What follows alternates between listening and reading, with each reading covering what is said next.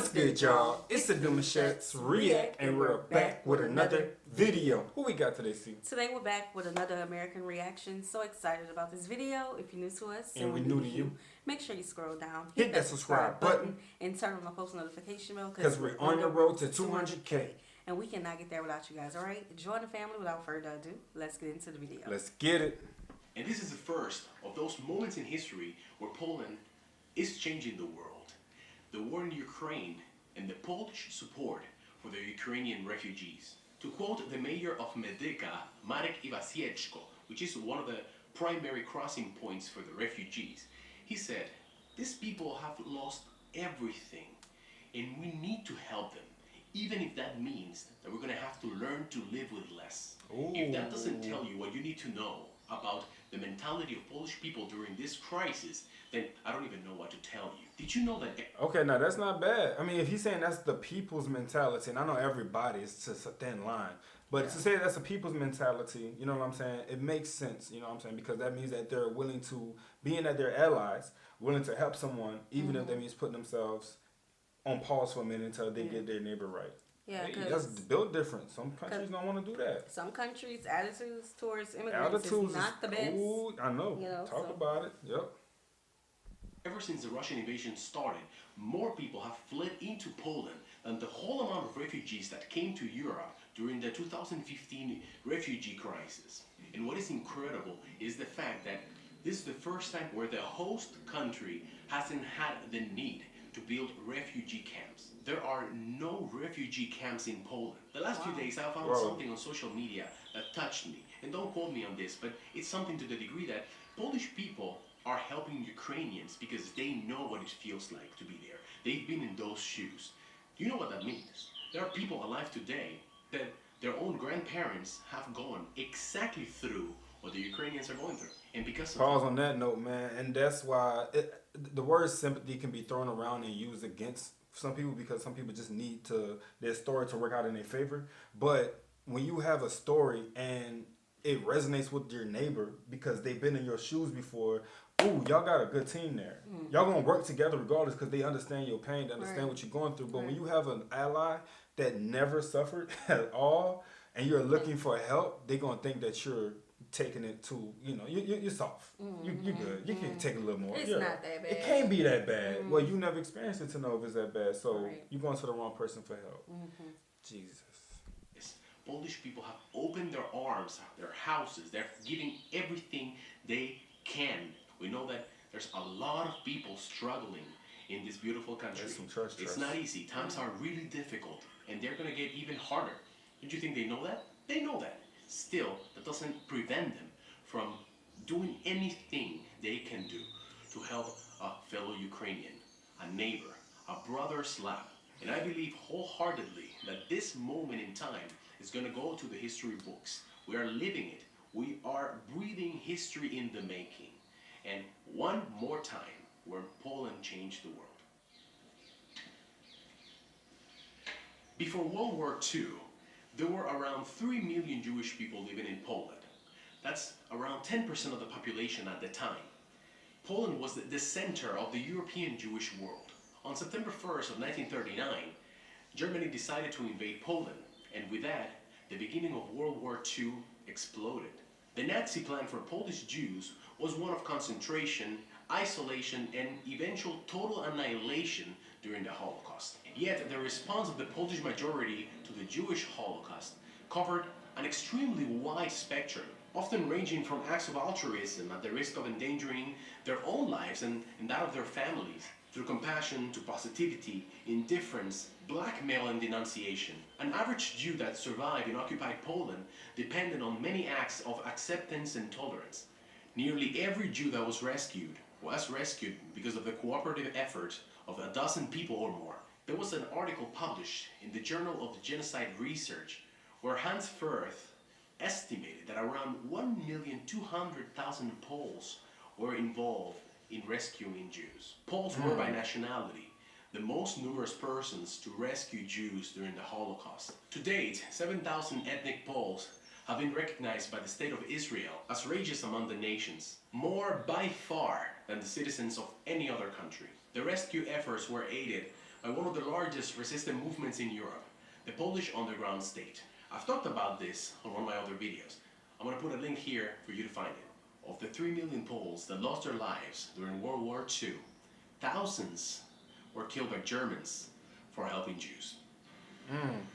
Did you know that in 1802, Napoleon dispatched a legion of around 5,000 Polish men to join the French forces in Saint-Domingue to help suppress the Haitian slave rebellion? The Poles were hoping to receive French support in restoring Poland's independence from its oppressors, Prussia, Russia, Austria, who divided the country in the late 18th century. These men were told that there was a revolt of prisoners in Saint-Domingue.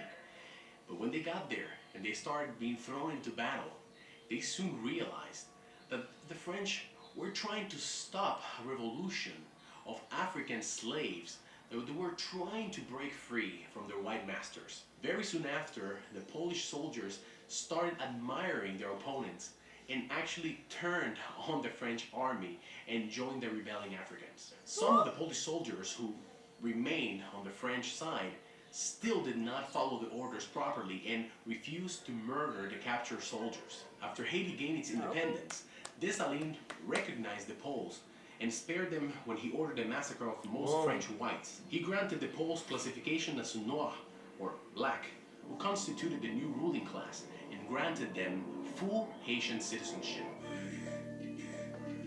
Now, when it comes to black people, Haitians, just all the melanated people around the world, the diaspora, you don't really get to hear much of the fight back that we put in. You know what I'm saying? But now it's being highlighted because of how the Poles interfered with all that was going on to help with the situation that was being at hand. That's nice to know. Yeah, I did it's not know different. that. Different. Did not know that.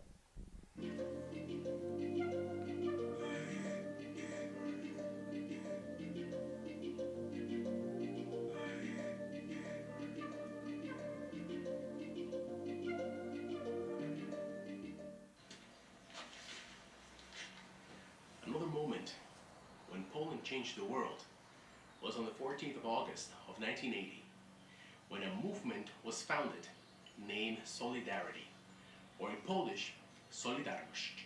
Solidarnosc was a Polish non-governmental trade union founded by Lech Wałęsa and others.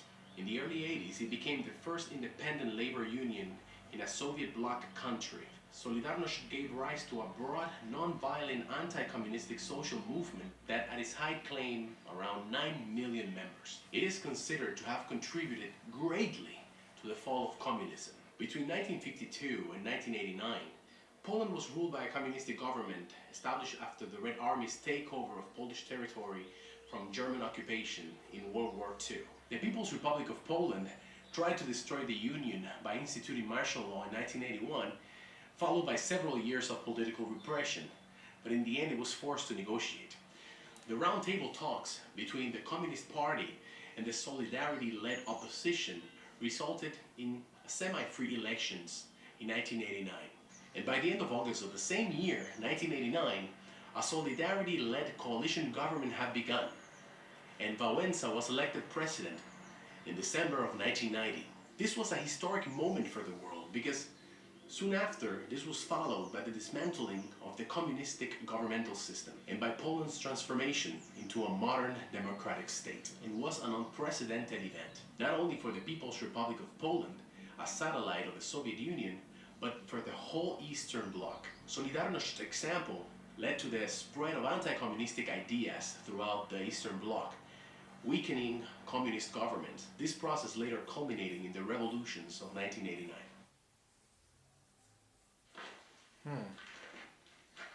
Have you heard about the Polish pilots in the Battle of Britain?